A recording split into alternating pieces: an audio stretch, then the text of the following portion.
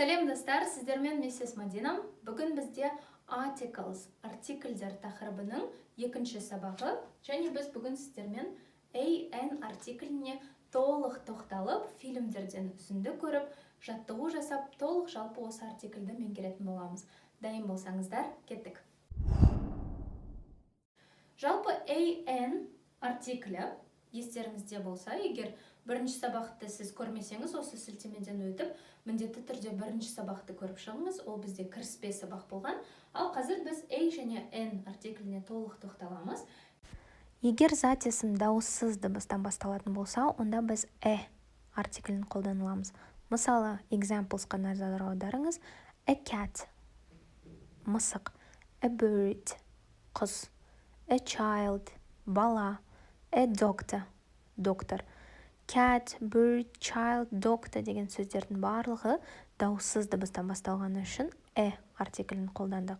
Ал n артиклі егер дауысты дыбыстан басталатын болса, чтобы біз apple деп айтпас үшін бізге n артиклін берген. Мысалы, an apple, алма.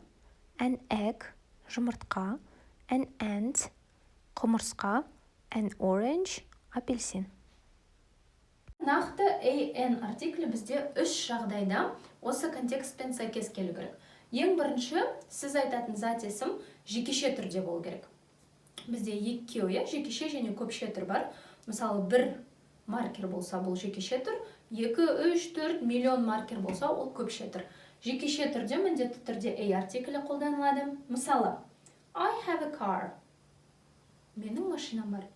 Значит, бұл жақта біз сразу түсінеміз. Менің бір машинам бар.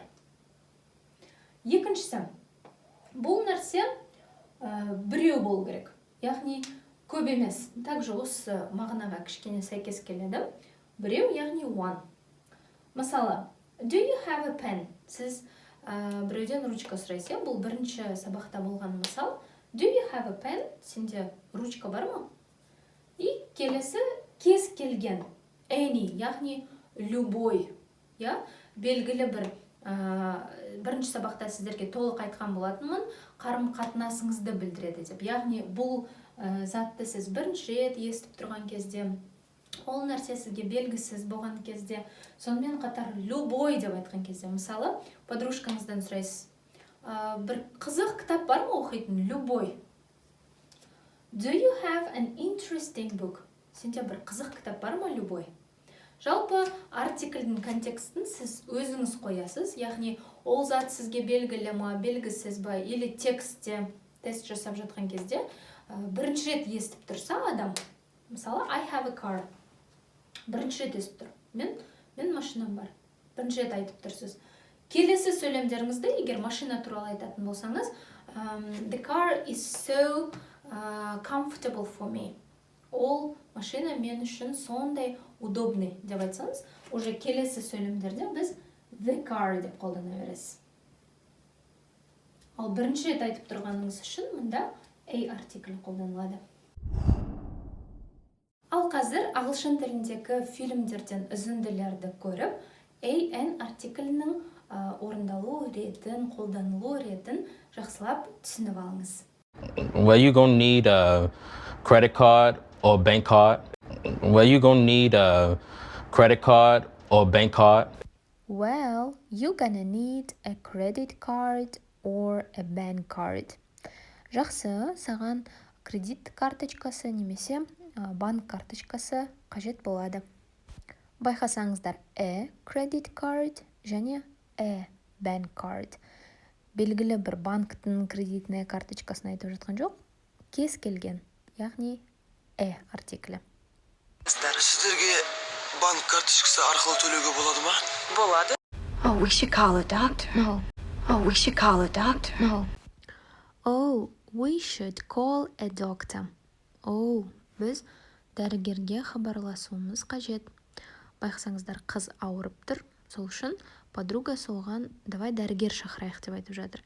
Егер белгілі бір нақты дәрігерді айтса, онда the doctor деп айтатын еді. Ал бізге кез келген дәрігер болғаны үшін a doctor. I don't have a pen. I don't have a pen. I don't have a pen. Негізі киноларда тез сөйлегеннен кейін не айтқанын түсінбей қалуларыңыз мүмкін, бірақ практика барысында тез үйреніп кетесіздер. I don't have a pen. Бұлай тез оқудың, акценттен арылудың сабақтарын жасауға тырысамын. Менде ручка жоқ. Бағана сіздермен I have a pen деген мысалды қарастырғанбыз, ал менде жоқ болса I don't have a pen. Do you want an apple or do you want an orange? Do you want an apple or do you want an orange? Do you want an apple or do you want an orange? Сен алма қалайсың ба или апельсин қалайсың ба? Apple және orange сөздер дауысты дыбыстан басталғаны үшін біз an артиклін қолдандық. Do you want an aspirin? Do you want an aspirin? Do you want an aspirin? Сен аспирин ішкің келіп тұрма? Деп сұрап жатыр. Aspirin A әрпінен басталғаны үшін an артиклі қолданылды. In this too, he was an architect. In this too, he was an architect. And these two, he was an architect. Я, бұл да бір нәрсені көрсетіп жатыр. Ол архитектор болған. Архитектор, architect, architect. Ал енді мына сөйлемдерді ағылшын тіліне аударып көрейік. A және N артиклін қолдануды ұмытпаңыздар. Қараңыздар, бірінші сөйлем. Мысалы, бір ағылшын курсына келдіңіз, стул бар ма, орындық бар ма маған? Орындық беріңізші деп қалай айтамыз? Give me a chair. Ана орындық, мына орындық емес, любой бір орындық берші. Сол үшін, любой болғаны үшін A артиклі. Келесі, бір адамға айтасыз, менің Таразда орталықта, яғни центрде үйім бар.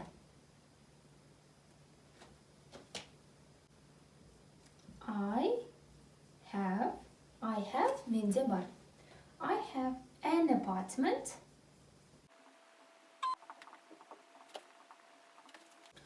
Менің Таразда орталықта центрде үйім бар. I have an apartment in the center of Тараз. An apartment, потому что apartment, квартира, үй, бұл дауысты дыбыстан басталғаны үшін біз an артиклін қоямыз. Келесі мысал. Жалпы мен күнде автобуспен жүремін. Сіз именно 43-пен, именно көк түсті маршруткамен күнде жүрмейсіз. Жалпы әдетте сіз жұмысқа күнде автобуспен барасыз. Обычно мен автобуспен жүремін. I usually әдетте take a bus.